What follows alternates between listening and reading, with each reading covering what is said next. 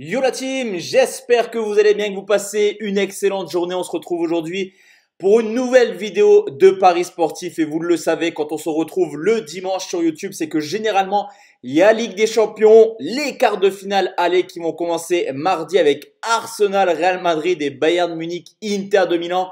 Pour se terminer mercredi avec le Barça qui affronte Dortmund, mais également le Paris Saint-Germain qui va jouer contre Aston Villa. Juste avant ça, si toi aussi tu aimes les paris sportifs, tout d'abord, n'hésite pas à t'abonner sur cette chaîne YouTube. On propose au quotidien des paris sportifs. N'hésite pas également à mettre ton plus beau pouce bleu, ultra important pour le référencement. Et si tu as encore plus d'avis et surtout des pronos buteurs dans ces deux folles soirées, on va pas se mentir, il y a quand même 4 gros chocs. Et ben n'hésite pas dès maintenant à rejoindre mon canal Telegram. Telegram, c'est quoi? C'est une application de messagerie instantané sur lequel dès que j'envoie un pronostic de l'actualité football ou alors le bilan de la journée, tu reçois directement une notification sur ton téléphone. Donc n'hésite pas à nous rejoindre. Je te mets le lien de mon canal Telegram directement en commentaire épinglé. On est plus de 51 000 membres sur ce canal. Donc fonce nous rejoindre dès maintenant. Ça me ferait extrêmement plaisir. On commence tout de suite cette vidéo avec Arsenal qui joue contre le Real de Madrid. Et sur ce coup, je te mets les cotes juste en dessous. 2,42 la victoire d'Arsenal, 3,40 le match nul, 3 la victoire du Real Madrid. Et tu le vois également juste en dessous, la tendance un petit peu des parieurs. À vue d'œil, on est sur du 70-75% de gens qui se positionnent sur le Real Madrid et très peu de pourcentage sur le match nul. Alors ce match, il est un peu particulier. Déjà, historiquement, il y a très peu de confrontations entre Arsenal et le Real Madrid. La seule confrontation qu'on avait pu avoir, c'était en 2006 où Arsenal, à l'époque où il y avait Thierry Henry, s'était imposé lors de cette double confrontation. Mais depuis, forcément, il s'est passé énormément de choses. Donc, historiquement, on n'a pas forcément de tendance à vous proposer. D'un côté, on a une équipe d'Arsenal qui petit à petit récupère ses blessés, surtout offensivement. On a vu le retour de Saka, on a vu le retour de Martinelli également, mais qui a eu une mauvaise nouvelle avec l'absence de Gabriel pour ce match. Du côté d'Arsenal, il n'y a plus rien à espérer en première ligue. Objectif 100% cette compétition. Et ça reste une équipe qui, à domicile, mine de rien, fait quand même de très très belles performances. Il y a très peu de défaites. Il y en a eu 2 en coupe contre Newcastle et Manchester. Il y en a eu une en championnat récemment contre West Ham. Mais mis à part ça, c'est quasiment que des victoires à domicile pour les Gunners qui offensivement sont également assez plaisants à regarder. On le sait également, cette équipe du Real Madrid qui reste sur une défaite contre Valence sur le score de 2 buts 1 a beaucoup de lacunes défensives. En témoigne une stat plutôt inquiétante quand même pour les Madrilènes, c'est que sur les 10 derniers matchs, toutes compétitions confondues, il y a seulement 2 clean sheets. Et pire que ça, sur les 8 derniers matchs du Real, toujours le Real a encaissé au moins un but. On l'a vu également en Ligue des Champions dans les gros déplacements. En huitième de finale du côté de l'Atlético Madrid, un but encaissé. Lors des barrages à City, 2 buts encaissés. À l'Atalanta Bergame, 2 buts encaissés. À Liverpool, 2 buts encaissés. Et au LOSC également un but encaissé. Un seul clean sheet pour le Real cette année en LDC à l'extérieur. C'était du côté de Brest, mais forcément, c'est pas un match à prendre en compte. Sur ce coup, comment je vois la rencontre? Une équipe du Real qui peine quand même défensivement et qui devrait logiquement encaisser au moins un but. À côté de ça, offensivement, on le voit chaque fois. Mbappé, Rodrigo, Bellingham, Vinicius. Il y en a bien un des 4 qui marquera un but. Donc mon pronostic sur ce match, ça va tout simplement être les 2 équipes marques. C'est coté à 1,90.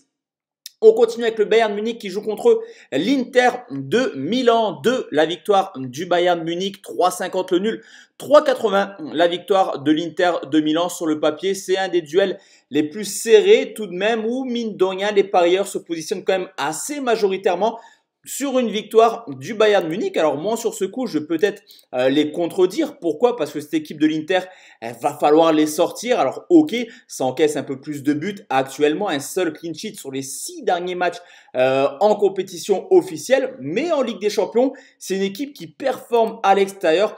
On l'a vu, victoire 2-0 au Feyenoord Rotterdam, victoire 1-0 à Prague, défaite 1-0 à Leverkusen, victoire Young Boys 1-0 et match nul 0-0 du côté de Manchester City. Donc c'est quand même une équipe qui défensivement est très costaud. Il y a également probablement le retour de Lautaro Martinez dans ce match associé avec Thuram qui fait une énorme saison.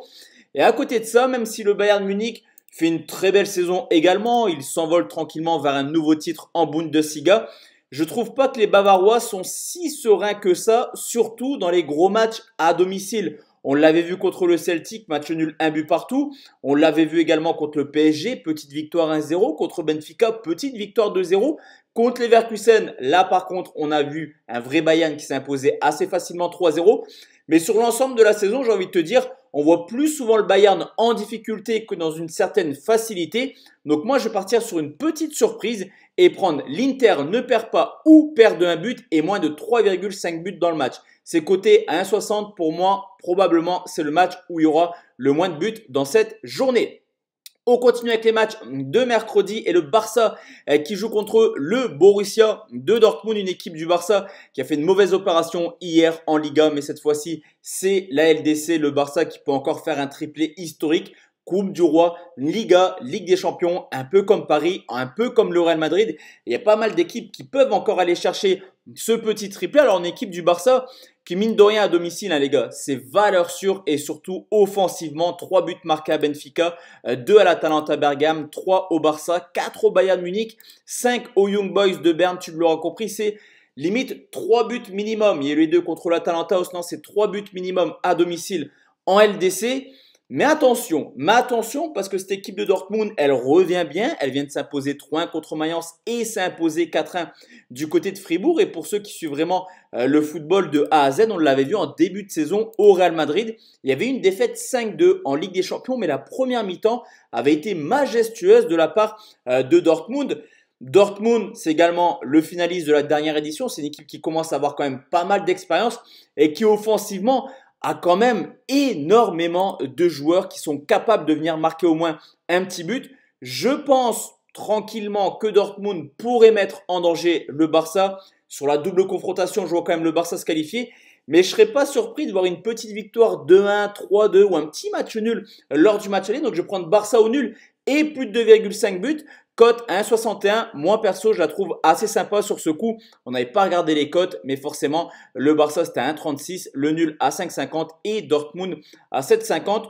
Je trouve que le Barça à 1,36, les gars, c'est quand même assez faible, même si ça devrait logiquement s'imposer. Il y a probablement mieux à faire avec ou les deux marques ou un petit Barça au nul et plus de 2,5 buts. Et enfin, la dernière rencontre, celle qu'on attend tous, messieurs, dames, le Paris Saint-Germain qui joue contre Aston Villa 1,39. La cote du PSG 5,25. Le nul 8,25.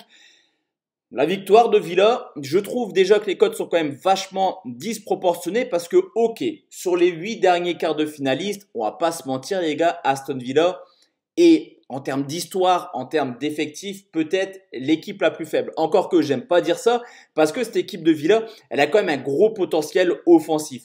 Watkins, on a Malone mais qui ne pourra pas jouer à la Ligue des Champions. Il y a Rashford, il y a Asensio, il y a quand même offensivement des choses assez intéressantes.